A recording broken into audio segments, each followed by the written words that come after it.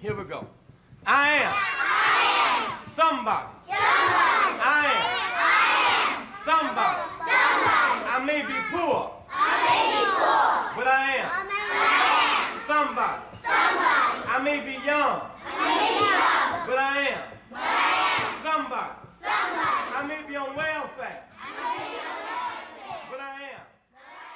I am somebody. Greetings, everyone. I'm Simone Sanders Townsend. And I'm Eugene Daniels. Welcome back to Clock It, where we open up our off-air conversations and let you know what we see and hear in the news. We learned on Tuesday that the great Reverend Jesse Jackson passed.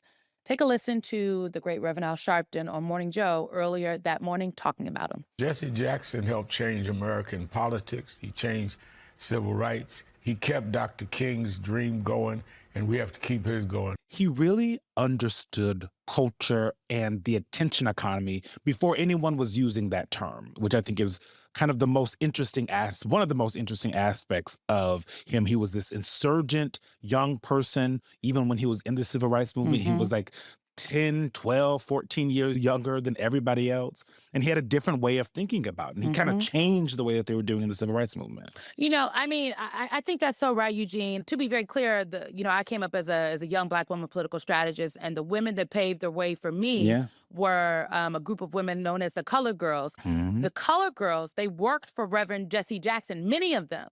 They came up through the work of the Rainbow Coalition. They worked on his 88 campaign.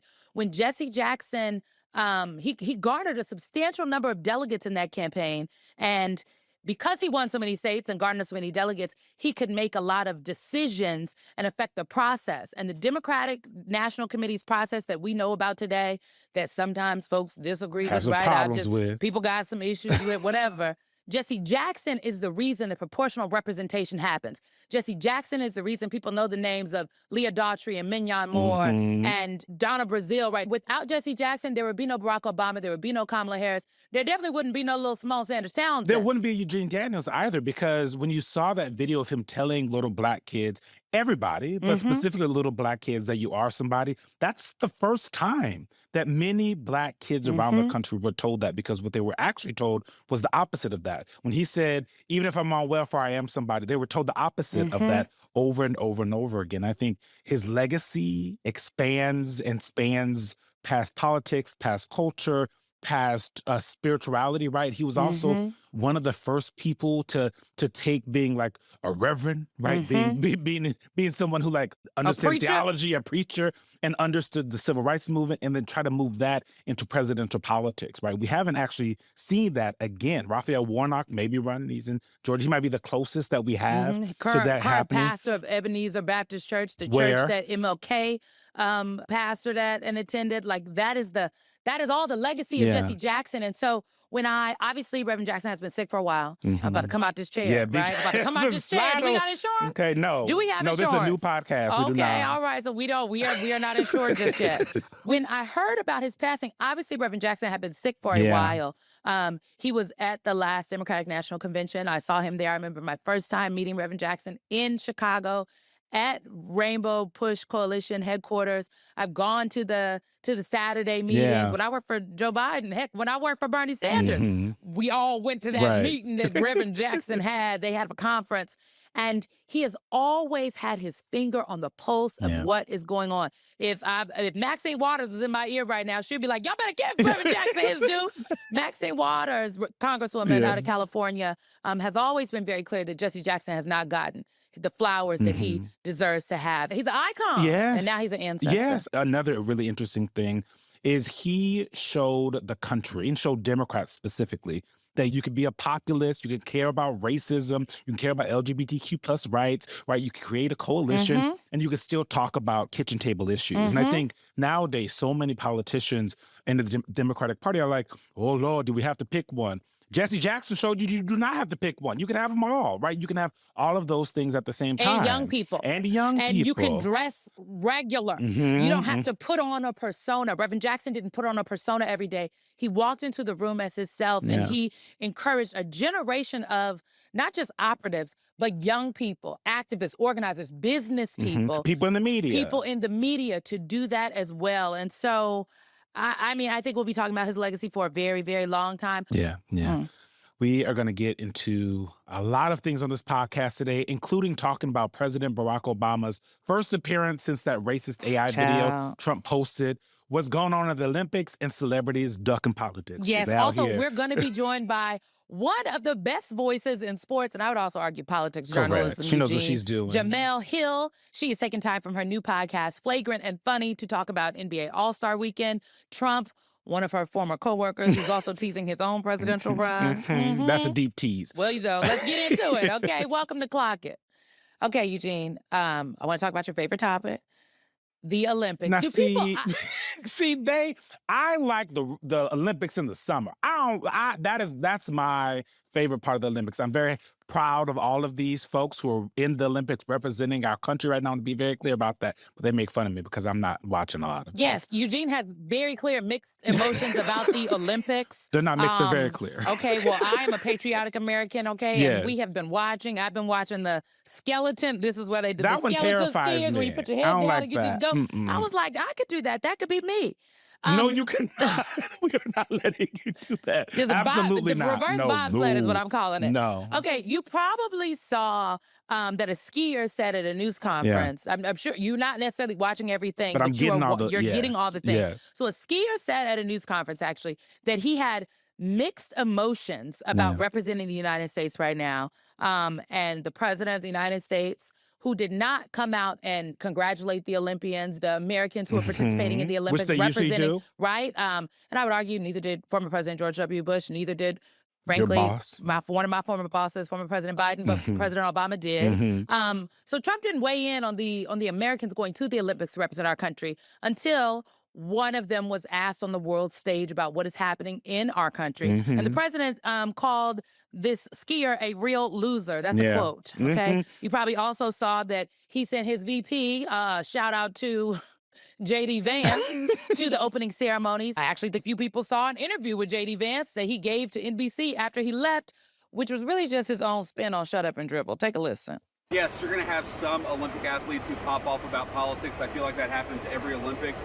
You're there to play a sport, and you're there to represent your country and hopefully win a medal. You're not there to pop off about politics. So when Olympic athletes enter the political arena, they should expect some pushback. To his point, yes, during every Olympics, some athletes do take the opportunity of being on the world stage to say something. This is actually quintessential, like Olympics 101. If something is going on in your country, you got to say something about it. You have to say something about it, or you will be asked about it. You don't even have to talk about it, but you do have to do something, right? There's the fists, right? That went up and they all had the black gloves on, right? This is something that folks do. We ask so much of our athletes. We ask them to go to first spend all their time bashing their bodies. You talk to Olympians and how their bodies operate afterwards. It's not the same. It's not how human body is supposed to work. So they are always, we ask them to do that. We ask them to go overseas and represent us. And then we also ask them to shut the hell up. And I think that's crazy. We live in America. Yes. This is still the United States of America. The Constitution still matters.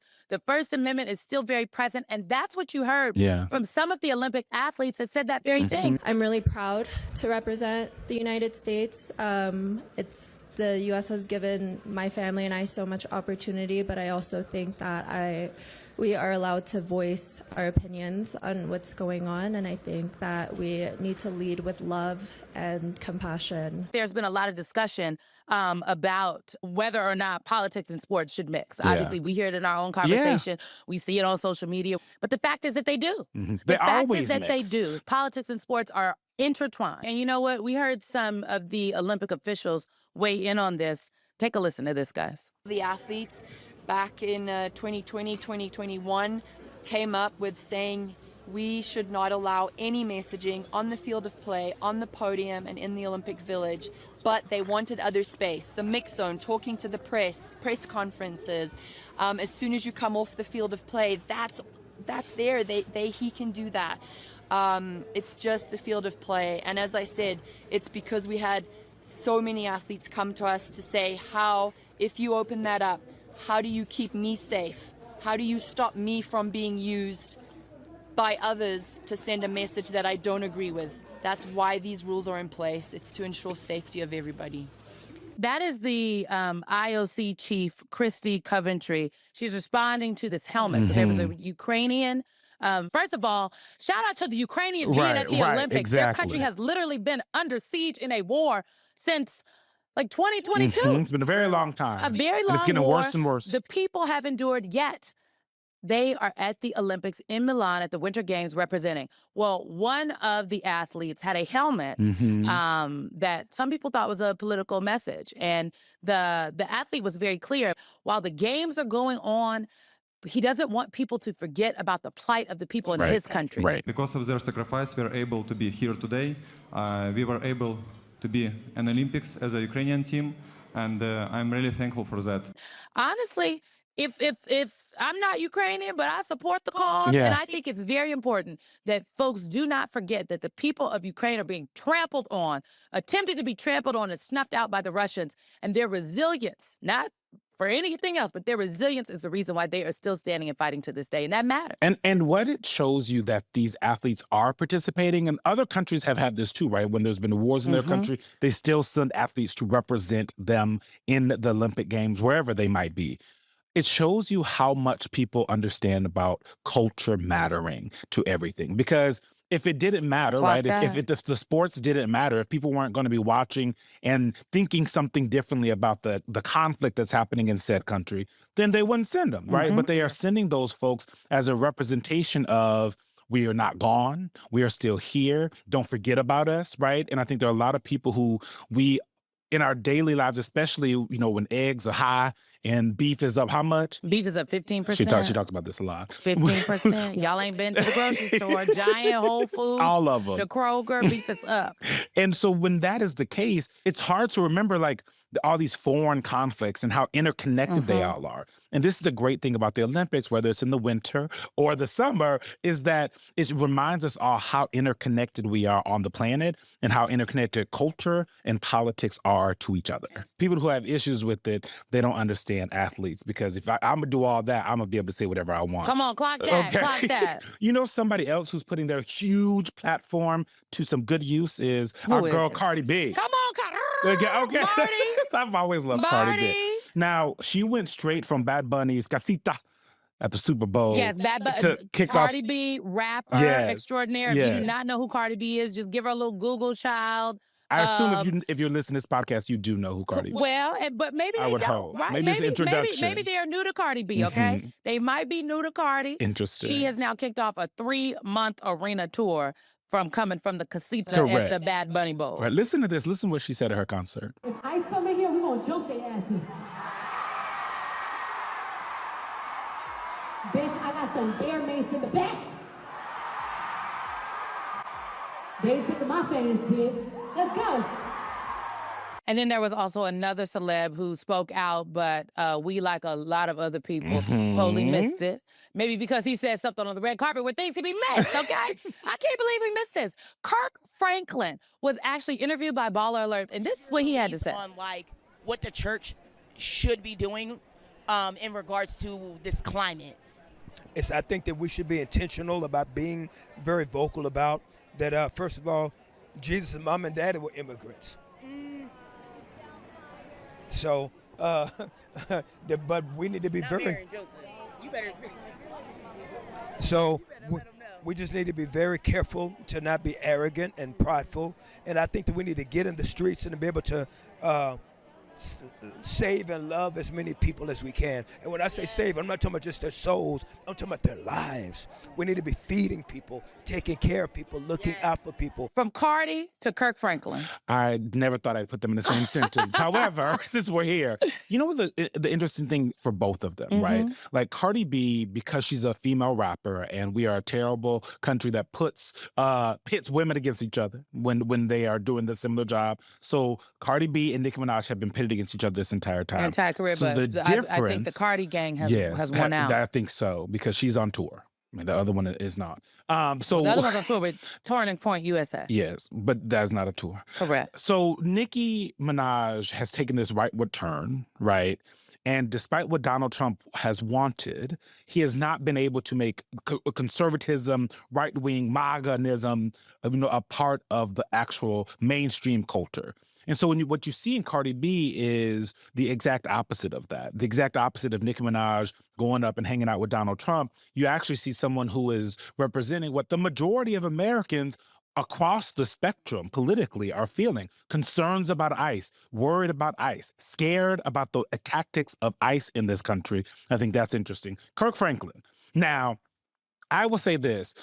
Everyone who has studied politics understands that the Black church has always been political, period. My grandfather, who I never got to meet, was a Baptist preacher. He spent his whole career, basically, after he became a preacher in South Carolina, trying to make sure that Black people got the right to vote, him and my grandmother. And so hearing Kirk Franklin say what he said, some people are like, oh, no, not the reverend, not the preacher talking. No, they always did this. This is exactly how they have operated for such a long time. This is the spirit of Jesse Jackson. That's the lineage from which Jesse Jackson comes from. You know, coming out of slavery. Yes, it always goes back to slavery. It always goes back to slavery, unfortunately. Coming out of slavery, the Black churches were the only spaces, were the spaces that Black people owned. Yeah. So that is why the church started had to be political. Come on, watch night service. Anybody know what watch night service is? Okay, where on New Year's Eve, you go to church and you wait for the new year to come in. That was... My grandma called them the holiday Christians. The holidays. Well, you know what? Whether they were hatched, matched, or dispatched or on the holidays. That's what shout out to Reverend Maurice Watson. Okay, my forever pastor. That's what he used to say. But, I mean, watch night service grew out of, they were literally people who they were watching for the Emancipation Proclamation to come into effect. That's what watch night service was about. And so there's a direct line from the watch night services to the organizing that Black churches did before we owned anything to what Kirk Franklin is saying. And there is a role for clergy to play. And it does feel like, especially nowadays, there's an outsized focus on evangelical, white evangelical Christians. Yeah.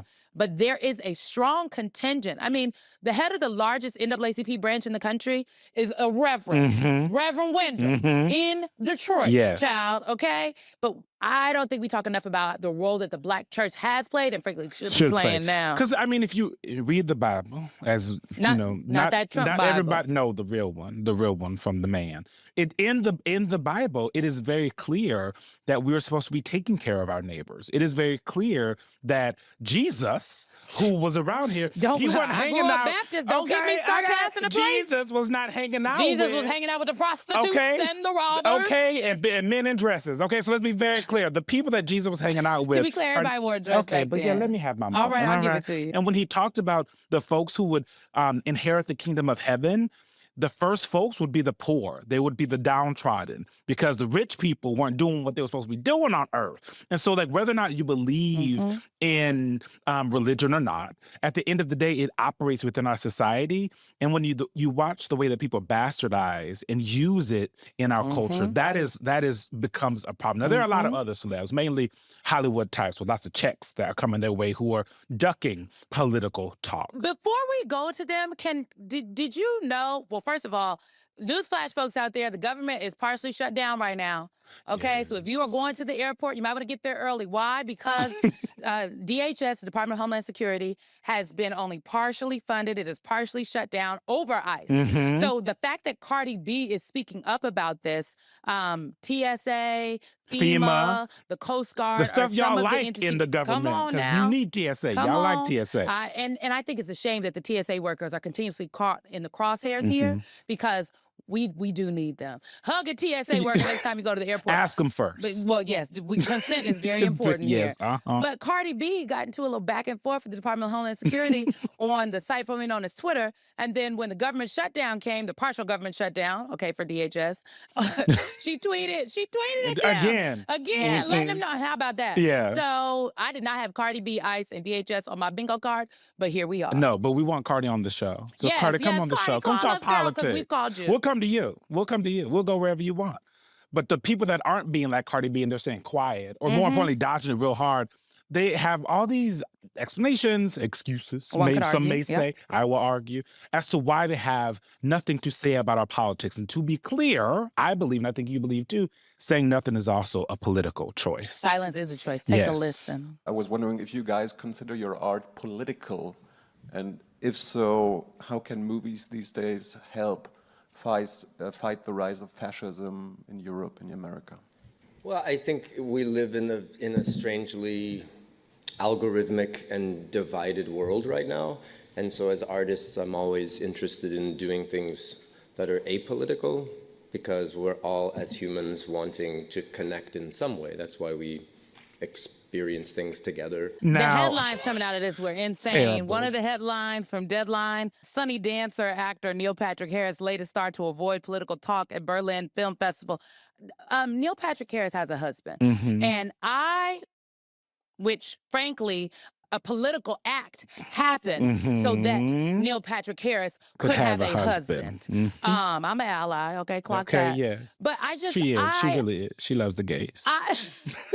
Nina Simone once said, the great Nina Simone said, it is an artist's duty to reflect the times. And art, music, movies, Mhm. it is about expression. I mean, you had Rupert Grint Yeah, Ron Weasley, honey. Ron from Harry Weasley. Potter. Have you ever considered commenting about the rise of fascism in Great Britain that's currently happening? Well, obviously I'm against it. But no, I mean, I choose my moments when to speak. But I think, yeah, it's obviously hugely relevant now times.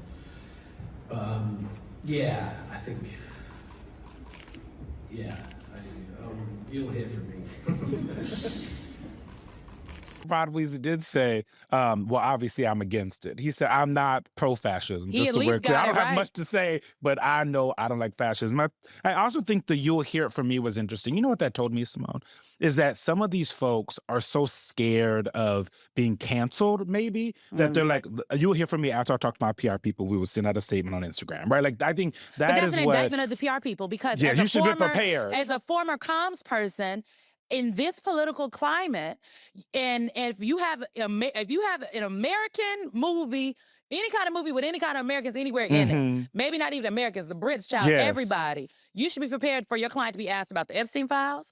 You should be prepared for your client to be asked about the President of the United Mhm. States. And you need to be prepared for your client to be asked about politics writ large and have an answer. And the fact that people think that they can get up on a national and international stage and just demur and dodge as though politics doesn't have anything to do with our everyday lives, I'm here to tell you, y'all don't want to be partisan, Mhm. but everything is in fact political. And I think the thing that's really interesting, and I said it when we led into it, saying nothing is a choice. So NPH with this... Neil Patrick Harris. Neil Patrick, yeah, sorry for the folks that don't know. Algorithmic, sir, that is not what the person asked you whatsoever. They asked you... We live in a divided Yeah, world. yeah, So as can- artists, I'm always interested in doing things that are apolitical. That's Your crazy. existence is political, Neil, Yes. but as a perhaps gay that's another man, story. with children, because what do people say about gay people with children? What do they say on the right? All types of stuff. I ain't gonna say it because this is a podcast for families, but It's a y'all know what family they've been show. saying. Okay, I was at the end of leaning the in. day. Let's take a quick break, Eugene. Yeah, so I can check my blood pressure. Check your blood pressure. You need to, I'm It's gonna high. get you, yeah, I'm gonna bring the machine out. When we come back, we're gonna be joined by journalist extraordinaire, Jamil Hill. Don't you go away. Y'all know her. Jamil Hill has written for newspapers in Detroit, Orlando, and Raleigh. She's reported for ESPN, The Ringer, and Vice, and co-hosts SportsCenter. Today, she's a contributing writer for The Atlantic and co-hosts a podcast with fellow reporter Carrie Champion, where they cover the best sports, women's sports. Jamil Hill, welcome to the group chat. Greetings, Jamel. Jamel, what does this shirt say? What's up? It says Black Girl Vitamins. I'm coming off of NBA All-Star Weekend, which is why my voice sounds like this. And I'm on a Black podcast. I figured I would support a Black business in the process. Come on, Black Girl Vitamins. Okay, you mentioned you were at All-Star. Eugene and I were not at All-Star, but we did watch on TV. The Obamas were at All-Star. We just want to play a little sound of President Obama, the forever First Lady Michelle Obama at All-Star Weekend, and then we want to get into a chat about it on the other side. Take a listen. Like this intensity early. Jokic got the deflection out of bounds. Look at Barack. Mr. President Barack Obama. He's even cool when the ball's coming at him. No problem. I can be cool. And the second announcer's like, look at Barack. Look at Barack getting jabbed up. Here's the thing about this. Eugene and I were talking earlier, and Donald Trump wants what Obama has in terms of this cultural cachet. When he goes to the games like the NFL games, everywhere except the UFC, he is in a box because he can't be on the floor like that. I'm wondering your take on, as somebody that was in the room, who saw it live, just a juxtaposition between these two presidents. Well, you know, the few times I've been able to meet Obama, you know, it was when he was still in office, and it was very clear that Obama is like a real sports fan and a very big basketball fan. And his stress relief was actually watching sports. Like, he didn't watch, I mean, I'm sure he was kept abreast about what was happening on CNN and MSNBC and a lot of the other news stations, but his downtime a lot was spent watching ESPN, which, you know, was how he knew who I was, and I was floored by this. Like, you know who I am. Ma'am, you're This very is crazy. famous. Please, Jamel, please. Everybody knows who you are. You got to stop with this. Still, there's a certain level of fame you think you have, and then when the president of the United States is like, yeah, I know who you are, that's a different level, okay? And so he's always had this love affair with basketball, and he has a very good relationship with a lot of NBA players, LeBron, Steph Curry. And a few years ago, when the players did a work stoppage after Jacob Blake was shot, Obama was one of the people they consulted and talked to about how they should proceed, because many of them didn't want to finish the season. They wanted to make a big statement, and he was one of the consigliaries that was in their ear. So with this league, he has a very good and warm relationship. Now, It's you hinted authentic. at something. It's authentic, very much so. I've said this before when it comes to MAGA and even to Donald Trump. A lot of people in MAGA, a lot of his administration, part of the reason they're so angry is because they're just not cool. And they're not cool, and they're not accepted in certain places where cool people are. You know, Donald Trump is not someone who strikes me very much as a people person. Yes, he has friends, but Obama and Barack Obama, Michelle Obama, like, you want to hang out with them. You know, you want to, like, dang, I want to grab a beer with Barack. I want to go kick it with Barack. Like, he has that kind of energy, and Donald Trump doesn't have that energy. And so Barack Obama could have very easily have been in a suite, but that would have been inauthentic to who he is, because he truly is a man of the people. And the reception that they both get wherever they go, the warmth, the love, it doesn't matter if they're in the United States or if they're abroad or even if they're in conservative circles. There is a level of respect that people have for them that drives Donald Trump absolutely crazy, because they're cool, they're hip, they're welcome every place, from the NBA All-Star Game to the Academy Awards. It doesn't matter. And part of Donald Trump's present anger is the fact he's not welcome there. People, they don't think he's cool, and they don't think MAGA's cool. Like, that's why they can only get people like Kid Rock to perform and a washed-up Nicki Minaj. That's why, because nobody thinks they're actually fun. So it is what it is. Jamil, you know, this is so interesting, because what you're talking about there about Donald Trump is the reason we started this podcast. Yeah. We're talking about the fact that Donald Trump has spent his entire life trying to be cool, trying to be in with the cool crowds. When he was, you know, growing up, he was a borough kid, and he wanted to be seen as a Manhattan person, right? He did TV. A large part of that, one, because he was in bankruptcy, so there was that. He had to make sure that he had to make some money. Need to pay the But bills. pay a lot of bills. Also, most importantly, he understands that being a part of culture is much better way to be seen as cool, and it's a way how he operates as he's president of the United States. And when you're watching that, right, because that's like the perfect intersection of like all of your interests, right, which is like how people interact in the culture and how they then utilize that to operate within politics and with policy. As you look at what we're a year and 2 months, month and a half into— Child, not as long as it feels, okay? in Trump 2.0. I know, right? So with that in mind, how are you taking in Trump 2.0 and how he's kind of sped up his kind of taking over the culture? Look at Jamil's face. She was like, look. I think much as many people predicted, we knew that this version of Trump would be much more dangerous than the first version that we saw. And a lot of that has to do with the fact that he had people around him in the first term that actually believed a little bit in political decorum and actually believed in governance a little bit. You know, like there was a certain function in the way government is supposed to operate, and they kind of believed in the protocols, even if their ideology was not exactly in line with mine. They at least believed in the operation and the protocols. There was a layer of respect there. That is gone now. He ignores court orders. He does whatever he wants. And all he has is people around him who are yes men and women, capitulators, people willingly bending the knee. So I think this version is a lot scarier, and it's why, as when you mentioned how long he's been president, you could have put 2 more digits on that, and I'd have been like, "Yep, it's been that long," because that is the way that it's felt for a lot of people. That like, wow, we have 3 more years of this, or as I like to say, 3 more years of this. We hope, and. Why you say we hope? You know, because so this he's is Yeah, because we see what the game plan is to, one, undermine the credibility of our elections and get people thinking there's widespread fraud that occurs, and we know that there isn't. And it's funny because the little bit of fraud that does occur tends to be Republicans. But you know, so we know all of these things, but the one thing about him, and which also makes him dangerous, is that he understands media and he understands the weak and blind spots of people. And if you can get the people to be and stay in a constant state of fear, you can get them to capitulate to their own demise, which is what people are doing.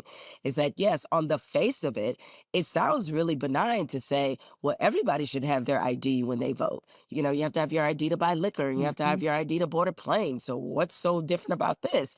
And they don't understand exactly what they're ushering in, or nor do they understand how very safe our elections are. And his intention and his administration's intention is to disrupt that safety and that trust, and then present himself as the savior and as someone who has the remedies, and all while you are, again, ushering in your own demise. I mean, it's so true. And I do think a lot of people do not understand how the dots are connected, right? Like they see the racist meme that he put out in that video that depicted the Obamas as apes, as his press secretary said, from The Lion King, even though there's not one ape in The Lion King. It's a baboon. Rafiki, just one. By also. himself. Come on now.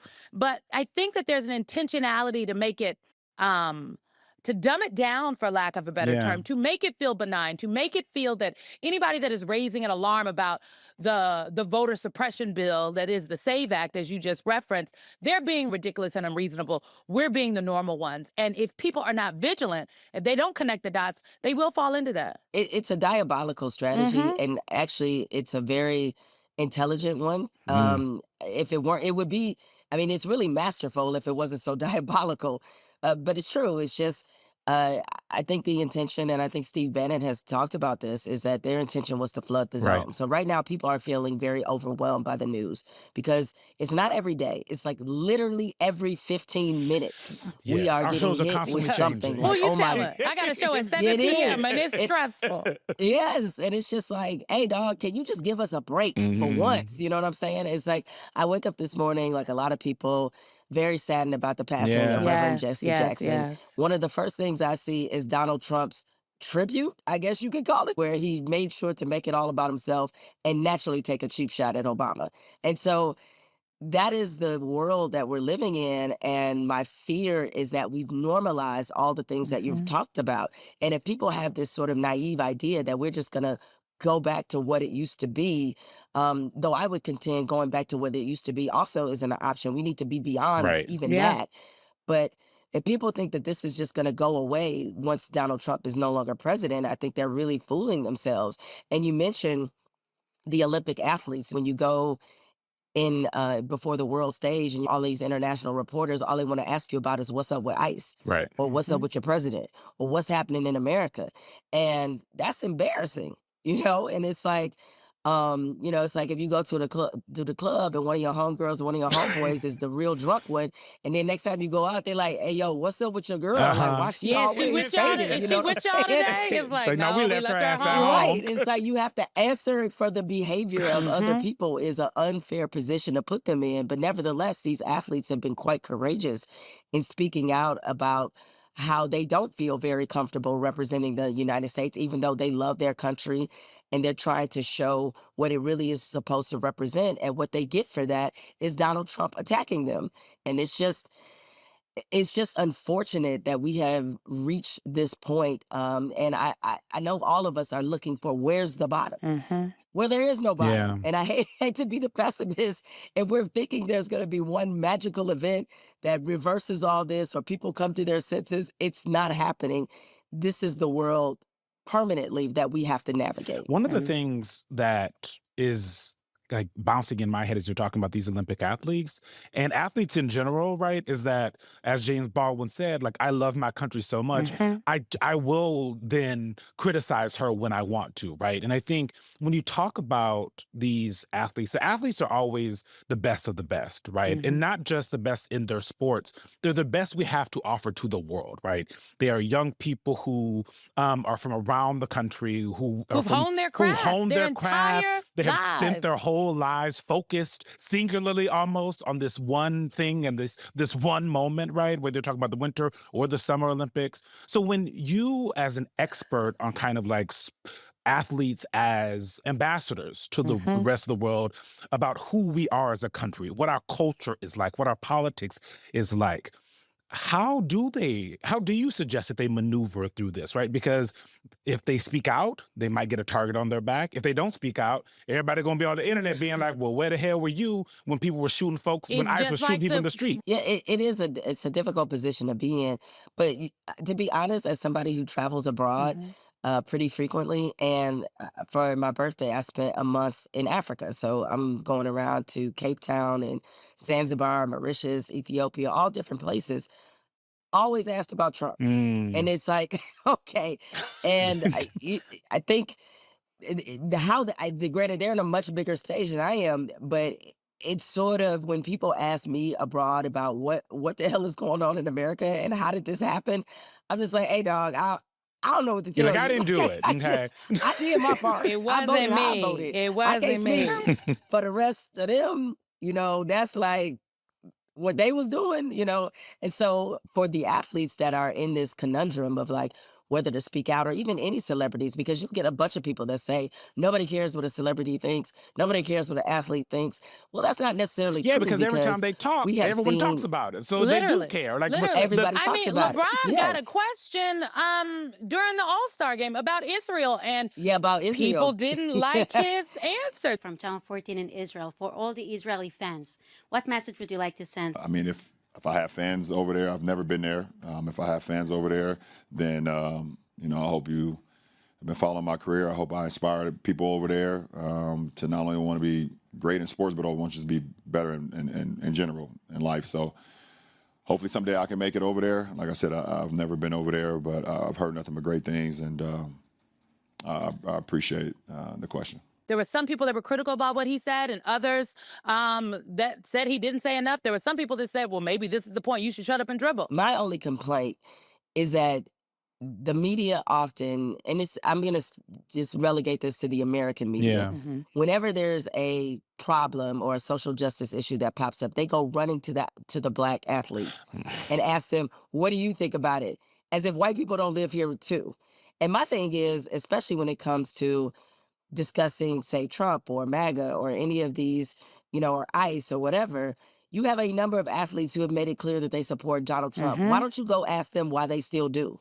Instead of asking black athletes all the time to have something profound to say. And frankly, you're putting them in the position where they have to risk something, but the white athletes don't. It's like they live here too. They're seeing the same things that we're seeing. So how come it's not incumbent or upon them to speak out? I mean, they're citizens, right? Yeah. So, Correct. and especially if they've expressed that they are politically aligned with Donald Trump during a time where ICE could not be more unpopular, go ask Nick Bosa why he supports Donald Trump.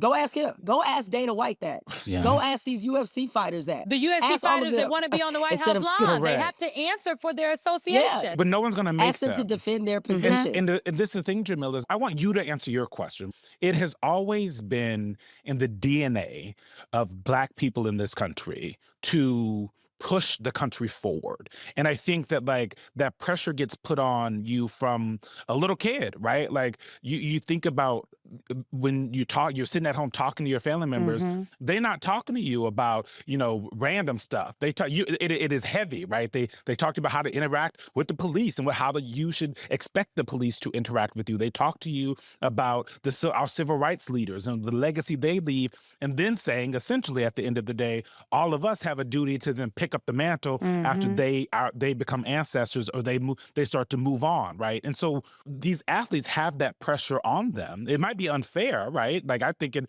probably is unfair to think that all the black athletes to have something to say about Donald Trump, especially because at the end of the day, he holds his greatest ire for black people, whether they're athletes or reporters or members of Congress. But does that not come with the job? You're right in the sense that it is built into our DNA, because as being the marginalized group, as being the one that often is under the boot of oppression, then naturally we know our oppressors in a way that they don't even know themselves. Right. That is part of the responsibility that we all shoulder, that we come out the womb with this. But that being said, when you think about the magnitude of racism, the magnitude of white supremacy, we can't do this by ourselves. Yeah. And so what I have started to talk about a lot more in the past few years, particularly since it was the majority of white voters who put Donald Trump into the office. And now that there's chaos, some of the voting body or the populace in general is looking at black people like, what you gonna do? No, we did what we were supposed to do. Y'all didn't. And so it shows that even within our own ancestral superpowers, there are limits. We're not gonna be able to move the country forward permanently unless people that are non-marginalized get on board.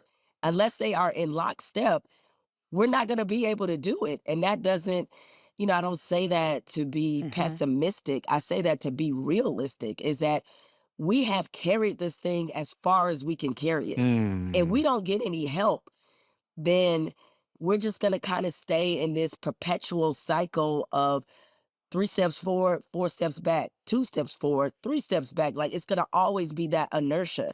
And so that's why I often say that we need to make the others more responsible for the choices and the things that have happened in this country. Well, look, I think it has always, anytime change has come about in this country, it has been because there has been first an intergenerational coalition, but it has been Black people, white people, Asian American Pacific Islander folks, indigenous people, Latinos, Hispanics who have come together and stood up together.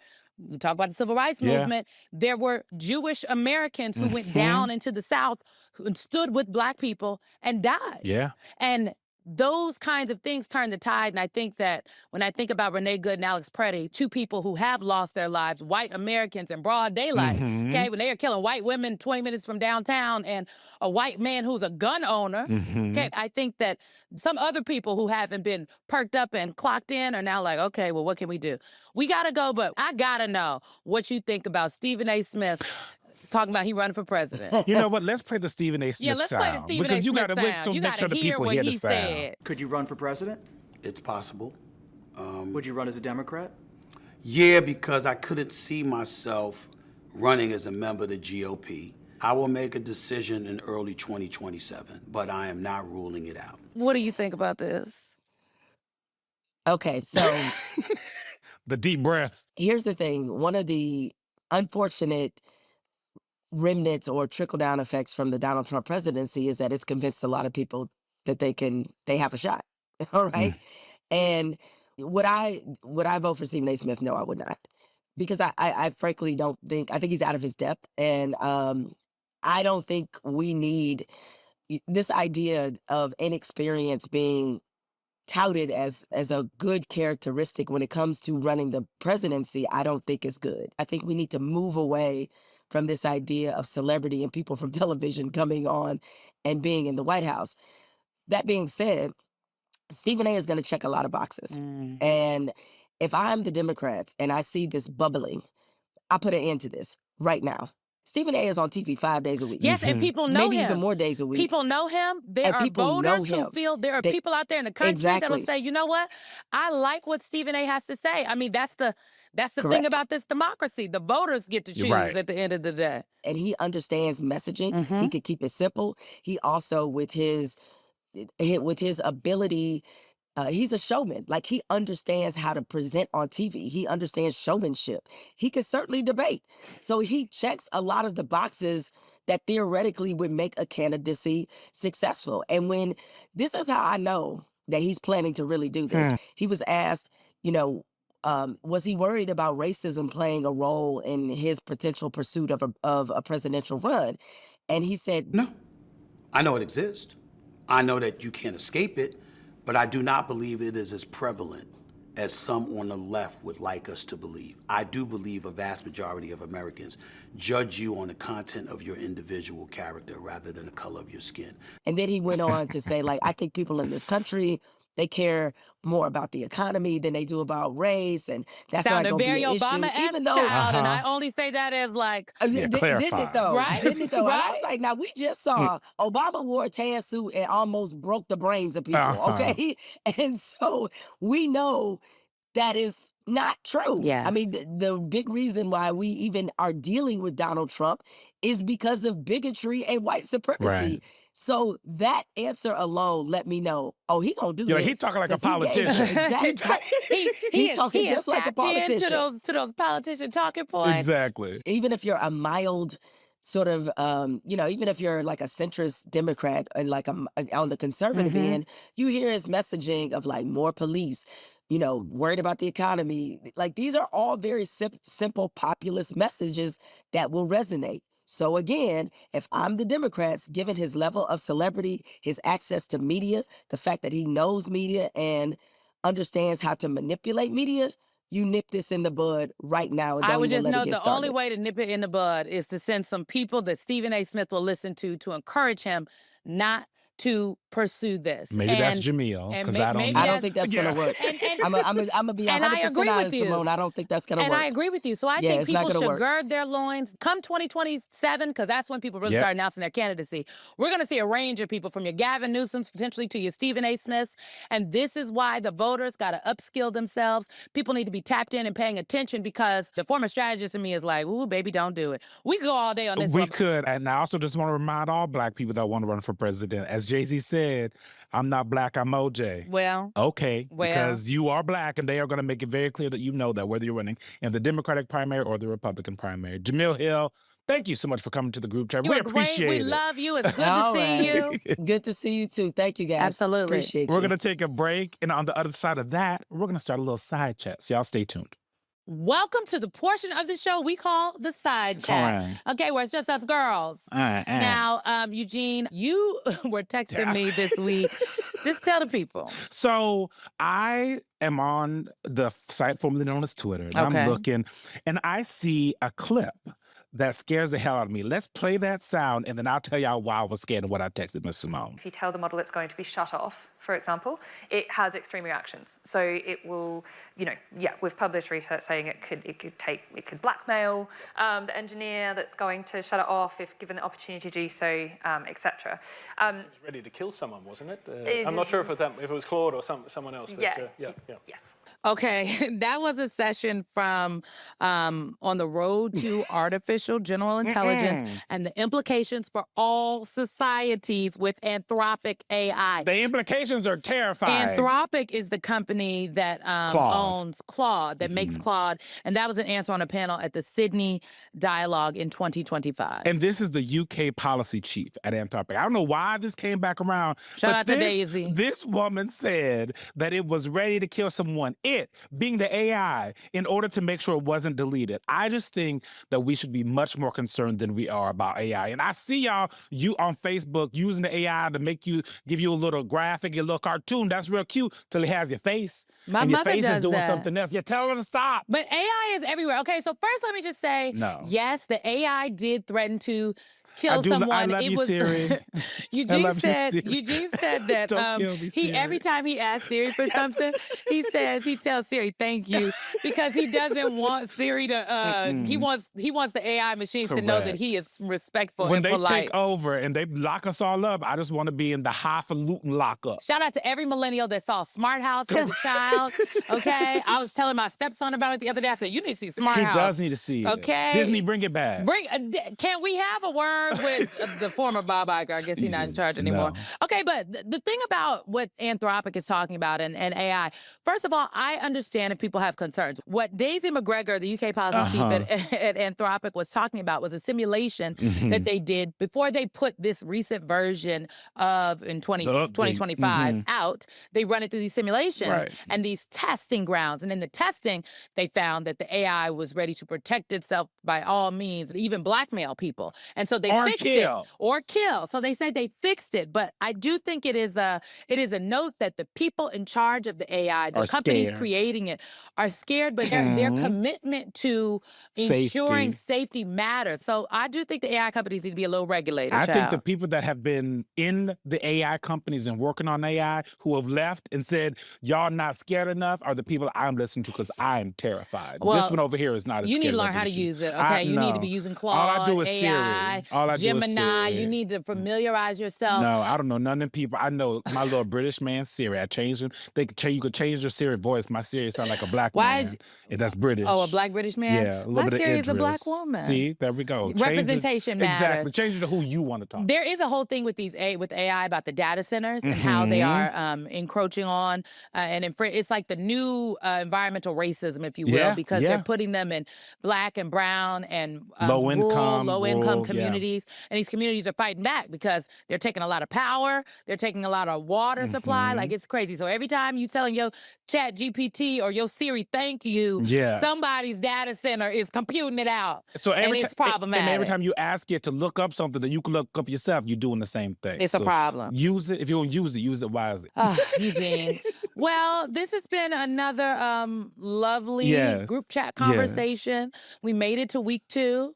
Will there be a Didn't week get 3? canceled? No, yes, we love that. We love that. We did not get canceled. No, we are actually here, yes. strong, and we'll be back next week. If you like what you heard, folks, please rate us 5 stars and leave a review. The ratings are actually very important. Yes, the so producer if you says followed that. us, thank you for following. Thank you for downloading. Please rate us wherever you get your podcast. Rate And us also, high. If you're going to rate us very low, high. Don't stay your rate ass us at low. home.